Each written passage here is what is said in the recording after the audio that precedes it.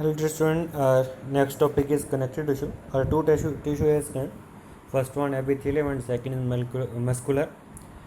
Next third is connective tissue, मतलब क्या जो कनेक्ट करता है. ठीक है, ये थोड़ा लेंथी है, 4 टाइप में आ गया इसका.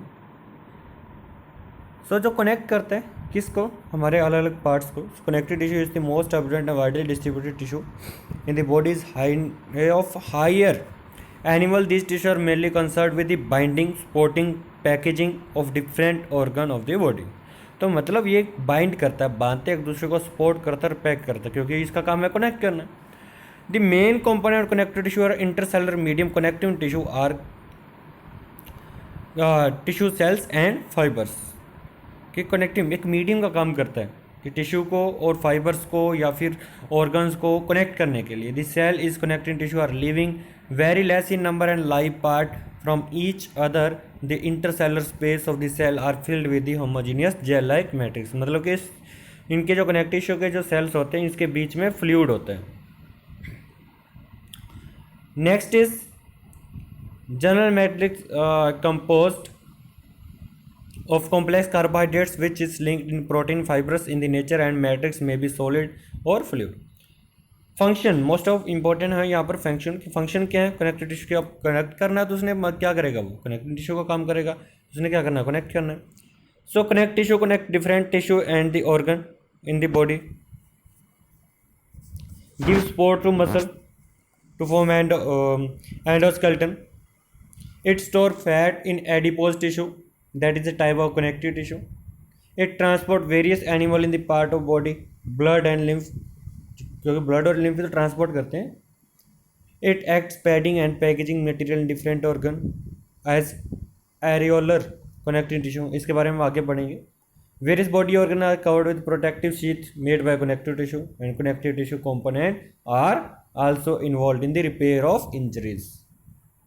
जैसे प्लाज्मा होता है, ठीक है, तो वो इंजरीज को रिपेयर करने में हेल्प करता है, जो कनेक्टिव टिश्यू का काम करता है. Next is types of connective tissue. There are 5 type of connective tissue. Areolar, ठीक है, dense regular connective tissue, adipose, skeletal and fluid connective tissue. So पहले हम एरोलर के बारे में पढ़ेंगे. एरोलर या फिर loose connective tissue. As the name suggests, these are the loose and cellular connective tissue. These tissue are composed by jelly-like transport material which contain the fibers and mucins. किसके अंदर fibre और मुकिन्स होता है, ये क्या होता है, लूज होता है. ठीक है, इसके अंदर दो दे रखा है इसने, वाइट कोलेजन फाइबर्स और yellow elastic fibre.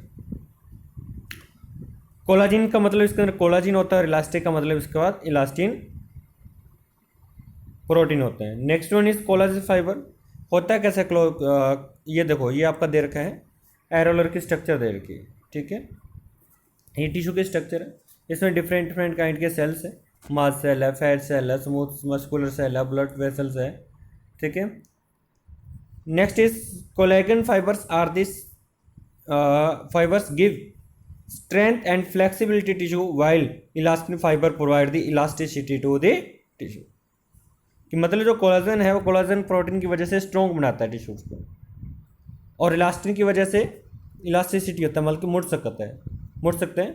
Various types of cells are present along with the fiber. These are the fibroblast, mass cell, plasma cell.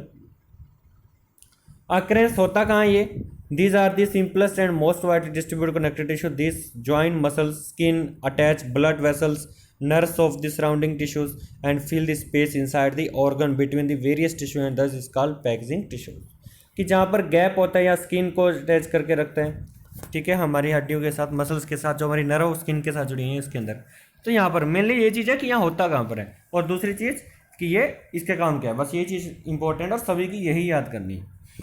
जो काम क्या है इसके, it attacks skin to adjoining the muscle tissues. कि जब skin के साथ जुड़ा होता है तो मसल टिश्यूज का काम करता है. It tells the tissue to repair after the injuries. कि अगर हमारी स्किन के ऊपर कोई इंजरी हो जाए तो रिपेयर करने की भी हेल्प करेगा, क्योंकि ये स्किन के नीचे होता है. It acts as a packaging tissue between the organ. किसी ऑर्गन के अंदर गैप है तो वहाँ पैकेजिंग का काम करता है. It play an important role in the diffusion of oxygen nutrients from the small blood vessels. It provide connective covering over nerves, muscles and blood vessels, and it contains cell to produce antibodies to feed the on microbes and thus they take part in defense कि ये हमें बचाता भी है, defence का काम करता है। डेंस रेगुलर कनेक्टिव टिश्यू कौन सा होता है? dense regular connective tissue, these are the fibrous connective tissue arranged in the systematical and dense packaging of fiber cells, and these tissue are more fibrous than the cell in matrix. The fibers are very loose, elastic in nature, secreted by the surrounding connective tissue. These are the major component of the tendons and ligament. Tendons क्या है? Tendon के बारे में पढ़ा हो आपने? Tendon क्या होता है? So tendons are the cord like structure which are strong, elastic in nature, and they consist of bundles of white collagen fibre, collagen जो स्ट्रॉन्ग बनाता है, ठीक है, कोलेजन फाइबर से बना होता है, ठीक है, बाय एरोलर कनेक्टिव टिश्यू से, एंड द रोज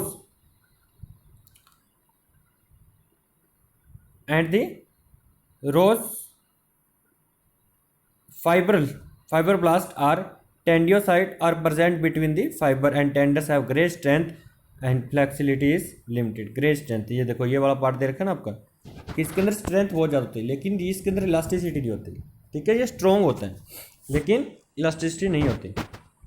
अब फंक्शन काम क्या है? The tendons are joint skeletal muscles with the bones, कि ये जो हमारे मसल्स है उसको बोन के साथ कनेक्ट करते हैं, and they also help in the moving bones on rhythmic contraction, कि हमारी हड्डियों को आगे पीछे ले जाने के लिए, ठीक है, कॉन्ट्रैक्शन रिलेक्शन के लिए हेल्प करते हैं। नेक्स्ट इज लिगामेंट, ये रोड लाइक येलो इलास्टिक होते हैं, ठीक है, and this fibre bound together areolar tissues in ligament and fibres are scattered in the between the fibres. होता कहाँ है? हमारी जो हमारी मसल्स होते हैं वहाँ पर होता है, ठीक है। अब इसका काम क्या? ये फ्लेक्सिबिलिटी प्रोवाइड करता है स्केलेटल को, and ligament joint bone together, and ligaments permit the normal movement of joint and prevent over flexing over extension sprain, कि जो हमारी जैसे हड्डियाँ एक दूसरे के साथ जुड़ी हुई हैं, जैसे बोलते हैं हड्डियों की ग्रीस खत्म होगी तो वहाँ पर लिगामेंट होता है, ठीक है, तो लिगामेंट की वजह से हम हड्डियों को मूव कर सकते हैं। नेक्स्ट डिफरेंसेस गिवन टेंडन्स और लिगामेंट्स के अंदर क्या डिफरेंस है? टेंडन्स जो होता है टफ और इलास्टिक होता है और लिगामेंट सॉफ्ट और स्ट्रॉन्ग होता है। ये कोलाजन फाइबर का बना होता है और इलास्टिक फाइबर का बना होता है, कोलाजन की वजह से ये मूव नहीं कर पाता और ये मूव कर पाता है। इसके फाइबर्स प्लस रोज के अंदर होते हैं, इसके अंदर स्कैटर्ड इन मैट्रिक्स, मतलब कि बीच में लिक्विड मटेरियल होता है। ये फंक्शन क्या है? ये जो है मसल्स को हड्डियों के साथ जोड़ता है और ये हमारी हड्डियों को मूवमेंट के लिए हेल्प करता है, ये हड्डियों के बीच में होता है, कि जो हमारा लिगामेंट हड्डियों के बीच में होता है। Next is adipose tissue.